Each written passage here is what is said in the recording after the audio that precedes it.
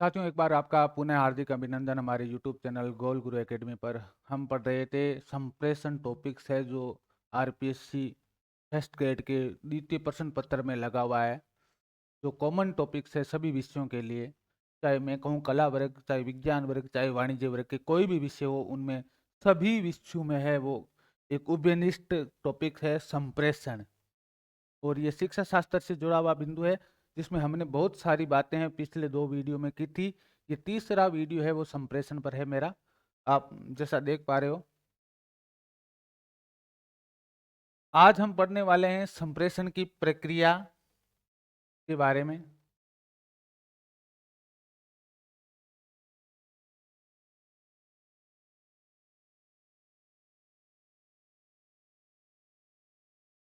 संप्रेषण की प्रक्रिया जैसा कि आप देख पा रहे हो, प्रेषणकर्ता को कोई भी उद्दीपक है वो वातावरण से प्राप्त होता है, जैसे भेजने वाले सेंडर्स को। फिर वो मस्तिष्क में जाता है, छन्नीतल में छनता है, मस्तिष्क उस पर ऑपरेशन करता है, संदेश तैयार होता है और किसी माध्यम से या किसी भी मीडियम से या किसी भी व्हीकल, जिसको हम कह सकते हैं वाहन के माध्यम से, प्राप्तकर्ता तक यानी रिसेप्टेंस तक पहुंचता है। यानी संप्रेषण की प्रक्रिया में संप्रेषणकर्ता को कोई न कोई वातावरण से क्या होता है, उद्दीपक प्राप्त होता है। और उद्दीपक प्राप्त होने के बाद क्या होता है, मस्तिष्क में फिल्टर होता है, वो मैसेज का रूप लेता है और मैसेज का रूप लेने के बाद में किसी न किसी माध्यम से किस तक प्राप्त होता है, प्राप्तकर्ता या अभिग्रहणकर्ता तक प्राप्त होता है। संचार या संदेश भेजने और प्राप्त करने की प्रक्रिया है। हालांकि इसे सभी तभी प्रभावी कहा जाता है जब संदेश समझा जाता है। मेरे कहने का मतलब है कि यदि आपने कुछ कहा और अगले के समझ में नहीं आया, तब तक संप्रेषण की प्रक्रिया है वो भली भांति रूप से संपन्न नहीं होगी। ठीक है। और जब ये कार्यात्मकता को उत्तेजित करता है और प्राप्तकर्ता को सोचने के लिए प्रोत्साहित करता है, यानी जो प्राप्त करता है संदेश को, जो रिसीव कर रहा है, जो रिसेप्टेंट है, उसको क्या कर दे, सोचने के लिए मजबूर कर दे, यानी कुछ न कुछ अंत्यक्रिया करने के लिए मजबूर करते, तो वह संदेश वास्तव में संप्रेषण योग्य होता है, वरना संप्रेषण कभी भी संपन्न नहीं होता है। अब देखो संप्रेषण के तत्व। उद्दीपक वह परिस्थिति घटना जो संप्रेषण सूचनाओं के उद्देश्य को जागृत करती है, उसे उद्दीपक कहते हैं। यानी वातावरण में वह सारी जानकारियां और वह सूचनाएं जो वस्तुओं के माध्यम से हमें मिलती है, वो सारी की सारी क्या है, उद्दीपक है। यानी जो क्या करा दे, संप्रेषणकर्ता को क्या कर दे, जागृत कर दे, उद्देश्य को जागृत कर दे, या उससे संबंधित क्या कर दे, उसको क्या कर दे, आविर्भाव कर दे, यानी उसमें क्या लगा दे, एक मान लिया जाए जोश भर दे, या संदेश के योग्य क्या बना दे, उसको संदेश भेजने के योग्य बना दे, तो वो होती है उद्दीपक। सन्निहितल फिल्टर क्या होता है, सामाजिक सांस्कृतिक परिदृश्य के अनुसार सूचनाएं संदेश रूप में परिवर्तित की जाती है, उसे छन्नी तल कहा जाता है। यानी संसार में या वातावरण, मैंने कहा है कि निर्माणवाद की एक मुख्य धारा है। निर्माणवाद के अनुसार आसपास का संसार क्या है, आसपास का संसार है वो सूचनाओं का सागर है।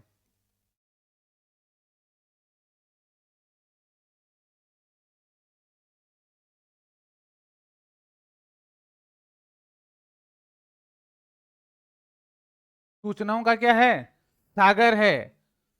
यानी बहुत सारी सूचनाएं पड़ी है, लेकिन उनमें से कौन सी सूचनाएं लेनी है या कौन सी नहीं लेनी है, ये काम हमारे मस्तिष्क के द्वारा किया जाता है। छनितल का काम है वो हमारे किसके द्वारा किया जाता है, मानसिक स्थिति के द्वारा किया जाता है।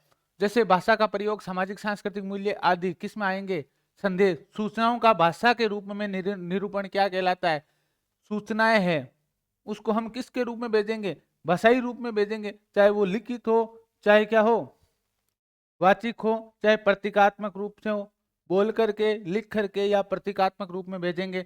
तो सूचनाओं का भाषा के रूप में क्या होता है, निरूपण क्या कहलाता है, संदेश कहलाता है। तो संप्रेषण के 3 तत्व होते हैं, उद्दीपक, वह कारक, सामाजिक कारक जो क्या कर दे, संप्रेषणकर्ता को क्या कर दे, जागृत कर दे, वो होता है उद्दीपक। छन्नीतल यानी कौन सी सूचनाएं जानिए, बहुत सारी सूचनाएं हमारे पास में, कौन सी सूचनाएं हमें चुननी है, यानी इसमें सूचनाओं के चयन का काम होता है, और कौन सी सूचनाओं को किस रूप में अगले तक भेजना है, और उस रूप को हम जब भाषाई रूप दे देते हैं, उस सूचना को हम भाषाई रूप दे देते हैं, तब वो क्या हो जाता है, संदेश बनने जाता है। अगली स्लाइड में देखते हैं बिना किसी देरी के।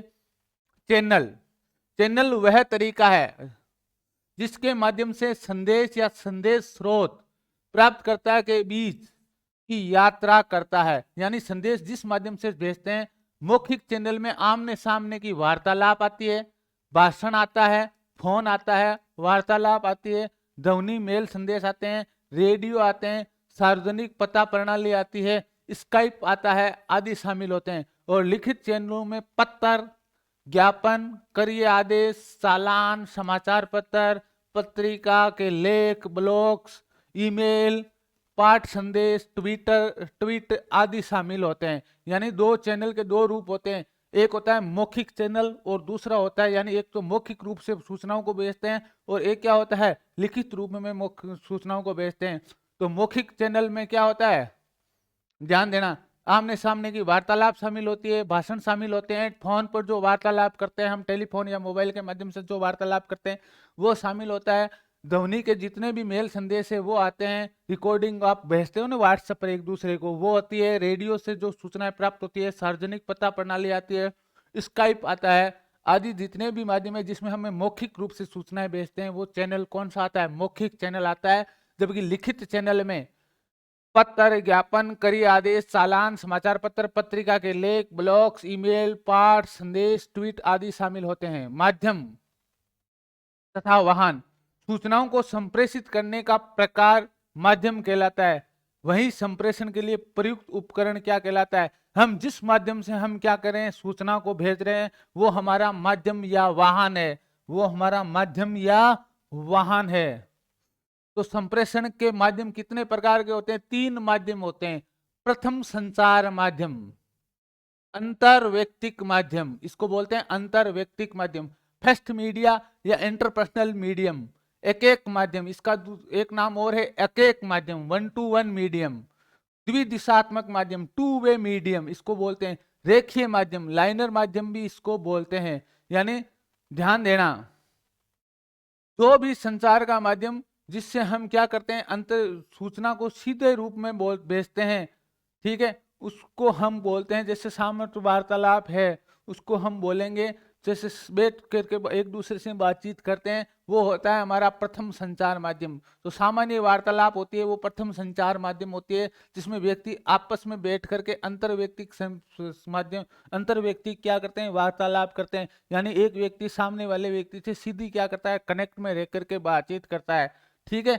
एक एक माध्यम बोलते हैं, द्विदिशात्मक माध्यम बोलते हैं। अगला वाला व्यक्ति भी क्या कर सकता है, इसमें अपने विचार या भावनाएं प्रकट कर सकते हैं, और सामने वाला व्यक्ति भी क्या कर सकता है, विचार या भावना प्रकट कर सकता है, इसलिए इसको द्विदिशात्मक माध्यम कहते हैं। रेखीय माध्यम भी कहा जाता है। जनसंचार माध्यम, सर्वव्यक्तिक माध्यम, बारिश माध्यम, जैसे रेडियो, टेलीविजन, जितने भी वो माध्यम है वो इसमें आएंगे, जब मास मीडिया में आएंगे, ठीक है। नव संचार माध्यम, सामाजिक संचार माध्यम, सोशल मीडिया में जितने भी व्हाट्सएप है, ट्विटर है, ठीक है, और कोई जो मोबाइल में ऐप है, टेलीग्राम है, वो किस में आएंगे, अनेकानेक माध्यम, तारा रेखीय माध्यम भी बोलते हैं इनको। तो नव संचार माध्यमों में सोशल मीडिया के आएंगे, जनसंचार माध्यमों में रेडियो, टेलीविजन आदि आएंगे, और प्रथम संचार माध्यमों में क्या आएंगे, पत्र लेखन है, ये सामने आमने सामने की वार्तालाप है, ये सारे के सारे किस में आएंगे, प्रथम संचार माध्यमों में आएंगे।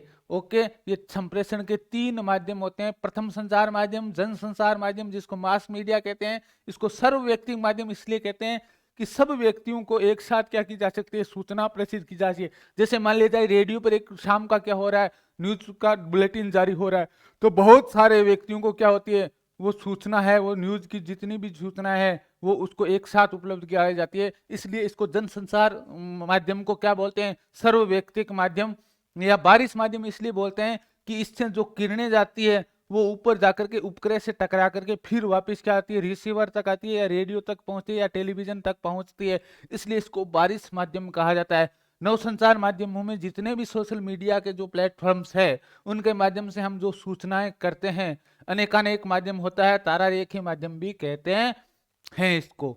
ओके, तो ये संप्रेषण के 3 माध्यम या 3 वाहन होते हैं। ओके, जिसके माध्यम से हम देखो, अब प्रथम संचार माध्यम, ठीक है, ये संप्रेषण का प्राचीनतम तरीका है। ओके, ये संप्रेषण का प्राचीनतम तरीका है, हमने चर्चा कर ली थी ऊपर। ये पहला माध्यम का प्रकार है, वाहन का प्रकार है। भाषा का विकास संप्रेषण के इसी माध्यम से हुआ है। आपको पूछ ले कि भाषा का विकास संप्रेषण के किस माध्यम से हुआ, तो प्रथम संचार माध्यम या अंतर व्यक्तिक माध्यम लिख सकते हो आप। इसमें ऑप्शन आ सकता है, एक एक माध्यम ऑप्शन आ सकता है, या द्विदिशात्मक माध्यम या रेखीय माध्यम उत्तर ऑप्शन में आ सकता है। तो आपको कहना है कि भाषा का विकास किस संप्रेषण के माध्यम से हुआ। व्यक्ति पहले आमने सामने बैठ करके ही वार्तालाप करता था या विचारों का आदान। ये द्विदिशात्मक होता है, इसमें व्युत्क्रम में नियंत्रण पाया जाता है। व्यक्ति एक दूसरे से आवश्यकता के अनुसार व्यक्तिगत संदेश भेज सकता है। सामने वाला अपने अनुसार इच्छा प्रकट करेगा और अगला जो सामने खड़ा है बोल रहा है उसके सामने वो अपने अनुसार। दो व्यक्तियों के बीच की वार्तालाप को आप देख सकते हो। उदाहरण, आमने सामने की बातचीत होती है वो किस में शामिल होती है, प्रथम में पत्र है, टेलीकॉलिंग है, फोन पर वार्तालाप है आदि किस में शामिल होंगे, प्रथम संचार माध्यम में शामिल होंगे। अगला देखते हैं बिना किसी देरी के, जनसंचार माध्यम, मास मीडिया, सर्वव्यक्तिक माध्यम या बारिश माध्यम कहते हैं, जैसा हमने पढ़ा था। दूसरा है प्रकार है वाहन का। इसके अंतर्गत प्रेषणकर्ता अनेक व्यक्तियों के पास सूचनाओं को संप्रेषित कर सकता है। जैसे मैंने बताया था कि बुलेटिन में एक सारी न्यूज होती है, उस न्यूज को एक बहुत सारे चैनल्स के माध्यम से क्या किया जाता है, बहुत लोगों तक या सर्व व्यक्ति तक, ऑल पर्सन्स तक, जितने भी उसके जो ग्राह्य श्रोता है उन तक पहुंचाई जाती है। ये एक दिशात्मक होता है। इसमें क्या होती है, सूचना आती है, जैसे मान लीजिए टीवी पर कोई बुलेटिन आती है तो इसमें हम क्या कर सकते हैं, वापिस हम क्या नहीं कर सकते, अपनी प्रतिक्रिया नहीं कर सकते। इसमें एक ही विषय वस्तु या सूचना प्राप्तकर्ता को प्राप्त होता है।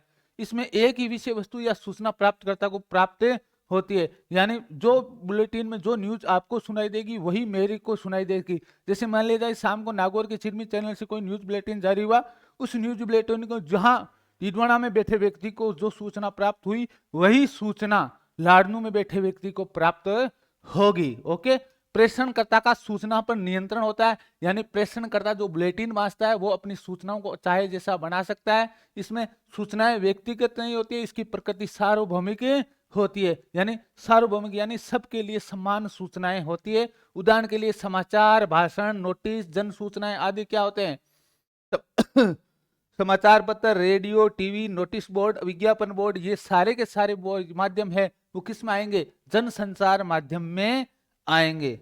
ध्यान रखना, जिसमें बहुत सारे व्यक्तियों को सूचनाएं प्रदान की जाती है वो होता है जनसंचार माध्यम या मास मीडिया। समाचार पत्र है, चाहे वो प्रिंटिंग हो, डिजिटल मीडिया हो, चाहे प्रिंटिंग मीडिया हो, वो सारे के सारे किस में आएंगे, जनसंचार माध्यम में आएंगे। अगला देखते हैं बिना किसी देरी के, नव संचार माध्यम, न्यू मीडिया, सामाजिक संचार माध्यम, सोशल मीडिया, जैसा कि आप नाम सुनते हो आजकल बहुत बार, तारा रेखीय मीडिया यानी स्टार मीडियम।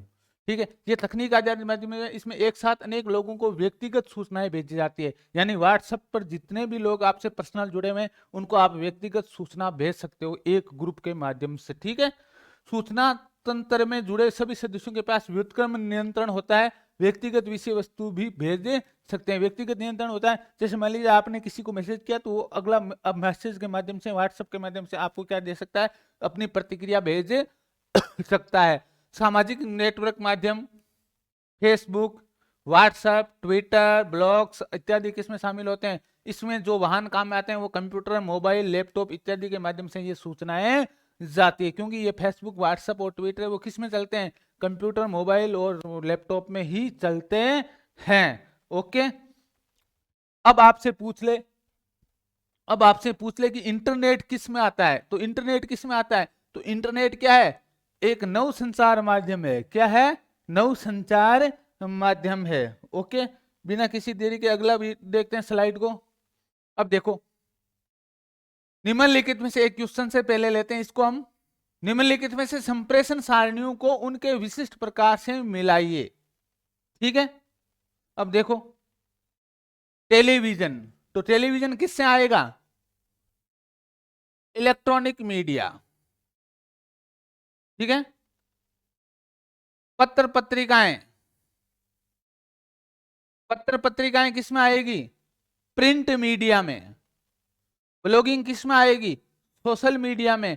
संग्रह स्थल, संग्रह स्थल इसलिए लिखा है, यहाँ पर इंटरनेट लिखा था, या इसको हम बोल सकते हैं ब्राउजर, जो गूगल ब्राउजर होते हैं उसके लिए संग्रह स्थल लिखा गया है। तो www वर्ल्ड वाइड मीडिया यानी इंटरनेट होता है, उसको संग्रह स्थल बोलते हैं। इंटरनेट को हिंदी में क्या बोलते हैं, संग्रह स्थल। तो ये मिलान था, ये क्वेश्चन आया हुआ है यूजीसी नेट में, तो इसमें इसलिए मैंने आपको एक स्लाइड में डाल दिया इसको, ताकि आप समझ सको कि ब्लॉगिंग क्या होता है। सोशल मीडिया का उदाहरण है, टेलीविजन किसका, इलेक्ट्रॉनिक मीडिया का उदाहरण है, जितने भी समाचार पत्र है वो किसके, प्रिंट मीडिया के हैं। और संग्रह स्थल है जिसमें बहुत सारी सूचनाएं एक साथ संग्रहित रहती है, वो होता है हमारा इंटरनेट, वो होता है हमारा गूगल। जैसे संग्रह स्थल गूगल हो सकता है, और कोई भी हो सकता है, www जो भी जितने भी साइट्स होती है वो क्या होती है, संग्रह स्थल होती है। जैसे मान लिया जाए आप खोजना चाहते हो किसी भी विद्यालय की वेबसाइट पर जाकर के, या किसी विश्वविद्यालय की वेबसाइट पर जाकर, तो उसमें सारी की सारी सामग्रियां हैं, जितने भी प्रकार के कौन कौन से कोर्सेज चल रहे हैं, किस किस तरीके से परीक्षाएं आयोजित होती है, किस किस तरीके से कितने सालों में ये कोर्स संपन्न होता है, ये सारी की सारी सूचनाओं का संग्रह किस पर डाला गया है, उसकी साइट्स पर डाला गया है। जैसे www.mdsuexam.in, ठीक है, लगाते हो या नहीं, www.rpscgovernment.in लगाते हो या नहीं लगाते हो। तो संग्रह स्थल को क्यों बोलते हैं, वर्ल्ड वाइड मीडिया को बोलते हैं, www, ठीक है। ओके, अगला प्रश्न देखते हैं। आपके मतानुसार कक्षा संप्रेषण कैसा होना चाहिए। तो कक्षा में जो संप्रेषण है वो कठिन नहीं होना चाहिए, सामान्य स्तर का भी नहीं होना चाहिए, रोचक होना चाहिए, लेकिन रोचक से ज्यादा क्या होना चाहिए, प्रभावी होना चाहिए, यानी अगले को प्रभावित कर दे अंत्यक्रिया के लिए। तो कैसा होना चाहिए, आपके मतानुसार कक्षा का संप्रेषण कैसा होना चाहिए, प्रभावी होना चाहिए। चलो अगला प्रश्न देखते हैं हम। ग्रेप वाइन या दाखलता, ग्रेप वाइन नहीं है, यहाँ पर लिख लेना ग्रेप वाइन। ग्रेप वाइन या दाखलता शब्द निम्न में से किस रूप से जाना जाता है। तो ध्यान देना, जो ग्रेप वाइन होता है वो संप्रेषण होता है, वो कैसा संप्रेषण होता है, अनौपचारिक संप्रेषण होता है। जैसे हमने नरेगा वाली बात की थी, ग्रेप वाइन यानी जो अंगूर की खेती करने वाले किसान थे, तो वहां पर जितने भी कामगार लगे हुए होते थे, तो वो आपस में क्या करते रहते, घर बाहर की या देश दुनिया की बातें क्या करते रहते थे, अनौपचारिक रूप से करते रहते थे। रिश्तों नातों की बातें हैं वो अनौपचारिक रूप से होती रहती है। जैसे मान लीजिए कहीं फसल काट रही महिलाएं होती है, नरेगा में काम कर रही महिलाएं होती है, तो वो अक्सर कैसा संचार करती है, अनौपचारिक संचार करती है। और मैंने कहा था कि दुनिया में सबसे ज्यादा यदि कोई संचार होता है तो वो होता है अनौपचारिक संचार, और अनौपचारिक संचार सदैव नकारात्मक चीजों पर टिका हुआ है। अब देखो प्रभावी संप्रेषण कैसे किया जाए, प्रभावी संप्रेषण कैसे किया जाए, यानी संप्रेषण कैसा होना चाहिए, प्रभावी संप्रेषण होना चाहिए। तो प्रभावी संप्रेषण में क्या कौन सी चीजें जरूरी है, यह हमें ध्यान में रखनी होगी। तो प्रभावी संचार के लिए 7C मॉडल है, यानी 7C जरूरी है। ये 7C क्या है, 7C क्या है, इसके बारे में हम चर्चा करने वाले हैं। जो लिखित और मौखिक संचार दोनों पर लागू होती है, यानी कोई भी आपका है, आपका संदेश या जो संचार है या संप्रेषण है, वो पहला स्पष्ट होना चाहिए, यानी क्लैरिटी होनी चाहिए, उसमें जो कहे बात वो स्पष्ट होनी चाहिए। कोई भी संदेश है वो आपका लघु होना चाहिए, कॉन्सियसनेस होना चाहिए, उसके अंदर क्या होना चाहिए, कॉन्सियसनेस होना चाहिए। कोई भी जो संदेश है उसमें क्या होनी चाहिए, स्थिरता होनी चाहिए, कॉन्क्रीटनेस होनी चाहिए। क्या होनी चाहिए, कॉन्क्रीटनेस होनी चाहिए, स्थिरता होनी चाहिए, यानी जो संदेश है जो बात कही है उस पर टिका हुआ होना चाहिए, सटीकता। तो करेक्टनेस होनी चाहिए, सटीकता क्या होनी चाहिए, करेक्टनेस होनी चाहिए। और सामीप्यता यानी कोहरेंस होना चाहिए, कोहरेंस होना, कोहरेंटनेस होना चाहिए। तो एक सफल संप्रेषण के लिए कौन कौन सी चीजें जरूरी है, उस संदेश में स्पष्टता जरूरी है, संदेश की लघुता जरूरी है, संदेश की स्थिरता जरूरी है, संदेश की सटीकता जरूरी है, और संदेश में सामीप्यता जरूरी है। ओके, तो ये 7C वाला याद रख लेना, क्योंकि यहां से बार बार प्रश्न आता है।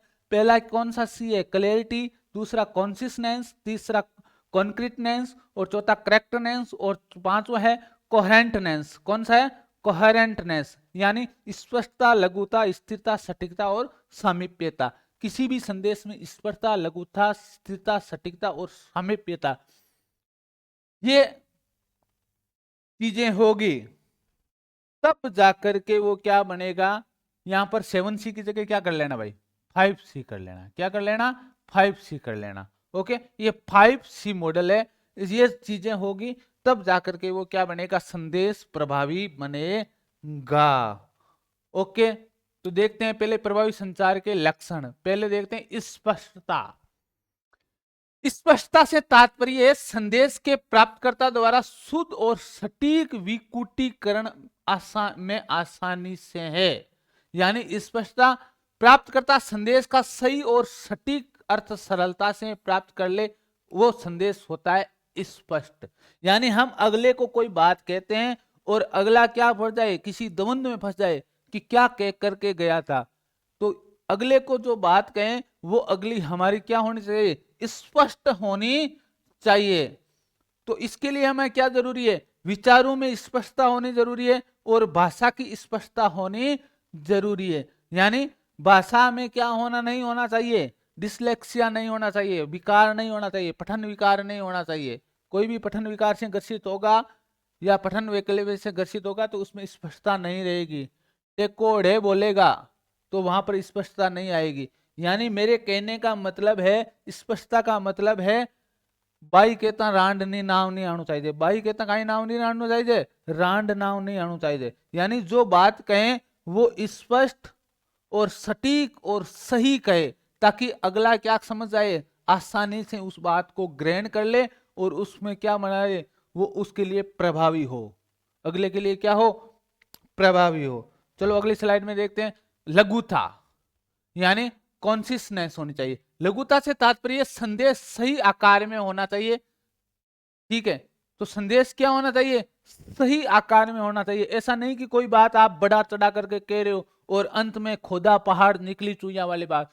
कुछ बात को क्या करते हैं, घंटू घंटू घुमाते रहते हैं और अंत में वही रिजल्ट आना होता है जो पहले सीधा ही आ जाना चाहिए था। तो संदेश का क्या होना चाहिए? कूटबद्धीकरण होना चाहिए। यानी संदेश का संक्षिप्तीकरण करना है। पहले जो बात कहनी है वो स्पष्टता से कहनी है, और स्पष्टता से कहने का मेरा अभिप्राय यह है, स्पष्टता से मेरे कहने का अभिप्राय यह है कि आप जो भी बात कहते हो, आप जो भी बात कहते हो वो आपकी क्या होनी चाहिए? स्पष्ट होनी चाहिए और संक्षिप्त होनी चाहिए, ताकि अगले को क्या हो जाए, बिना किसी देरी के या बिना किसी व्यवधान के या बिना किसी रुकावट के या बिना किसी बाधा के क्या हो जाए, आसानी से समझ में आ जाए। ठीक है। संरचना, संदेश की संरचना का स्वरूप कम शब्दों में होना चाहिए। यानी आकार है वो, स्ट्रक्चर है वो कम होना चाहिए। संदेश परीक्षे के और विषय वस्तु को बार बार भटकाव, संदेश लंबा और उबाऊ नहीं होना चाहिए। यानी जो बात कहनी है वो लंबी नहीं कहनी है आपको, कहनी है वो सटीक और सार्थक बात कहनी है आपको। ठीक है। पुनरावृत्ति से बचना चाहिए। यानी जो शब्द एक बार काम में आ गए उसको बार बार क्या नहीं लेना है, हमें काम में नहीं लेना है। तो दोहराव से बचेंगे या पुनरावृत्ति से बचेंगे तब जाकर के हमारा संदेश में क्या आएगी? लघुता आएगी। क्या आएगी? लघुता आएगी। वाक्य का प्रकार, छोटे और सरल वाक्यों का प्रयोग करना है ताकि अगले की क्या आ जाए, आसानी से बात है वो समझ में आ जाए। तो ये दूसरे सी का अर्थ था लघुता। और लघुता से हम क्या समझते हैं? संरचना, प्रक्षेप, पुनरावृत्ति से बचाव और वाक्य प्रकार, यानी छोटे और सरल वाक्यों का प्रयोग करके, यानी संदेश की संरचना का स्वरूप कम शब्दों में रख करके, यानी विषय वस्तु के सटीक विषय वस्तु के अंदर बात कह करके। कुछ लोग क्या करते हैं, किसी विषय से हट जाते हैं। जैसे मान लिया जाए मैं संप्रेषण पढ़ा रहा हूं और पढ़ाते पढ़ाते कहाँ घुस गया, कहीं ना कहीं कोई निर्माणवाद की बात आई और संज्ञानवाद के अंदर चीन पियाजे तक चला गया, वाइगोत्स्की तक चला गया, आगे वाइगोत्स्की से ठेठ आगे फ्लैंडर्स तक चला गया। तो ऐसी बातें नहीं होनी चाहिए, क्योंकि आपको जब विषय से भटकोगे तब उसमें लघुता नहीं पाई जाएगी। अब आप किसी बात को कह रहे हो और आप उस विषय से भटक गए तो उस संदेश की आप लघुता कभी भी कायम नहीं कर सकते, वो बात का बतंगड़ बनेगा ही बनेगा। ठीक है। ओके, बिना किसी देरी के अगली स्लाइड लेते हैं हम। स्थिरता, ठोस संचार का तात्पर्य लचीला व स्थायी होता है। यानी बात कहें वो अच्छी कहें, बात से क्या है, हटे नहीं, वो होती है स्थिरता। सामान्य न होकर विशिष्ट स्पष्ट होती है। स्थिरता से आत्मविश्वास बढ़ता है और ठोस संदेशों में निम्नलिखित विशेषताएं पाई जाती है। ये विशिष्ट तथ्यों और आंकड़ों द्वारा समाहित होते हैं। ठीक है। ये उन शब्दों का प्रयोग करता है जो स्पष्ट और विश्वास उत्पन्न करते हैं। ठोस संदेशों का गलत व्याख्या नहीं की जा सकती। यानी आपको जो बात कहनी है, मेरे कहने का मतलब है स्थिरता का मतलब है आप किसी को, अगले को जो संदेश या संप्रेषण कर रहे हो वो बेकायदा नहीं होना चाहिए, बाकायदा होना चाहिए और अंत तक आप उसी बात में टिके रहे। यानी उसके अंदर क्या नहीं आए, लचीलापन नहीं आना चाहिए। ठीक है, आप टिके रहे कि ऐसा नहीं है कि मैं तो अकी को नहीं बात को कह करके बात से मुड़ना नहीं चाहिए। यानी बात पर हमेशा मुखर रहे, वो होती है आपकी स्थिरता। तो दोस्तों ये वीडियो आपको कैसा लगा जरूर कमेंट बॉक्स में कमेंट करके बताना। जो अगली जो विशेषताएं हम जो प्रभावी संचार की, वो हम अगले वीडियो में लेकर के आएंगे। तब तक मैं आपसे अलविदा लेता हूं। जय हिंद, जय हिंद सभी को।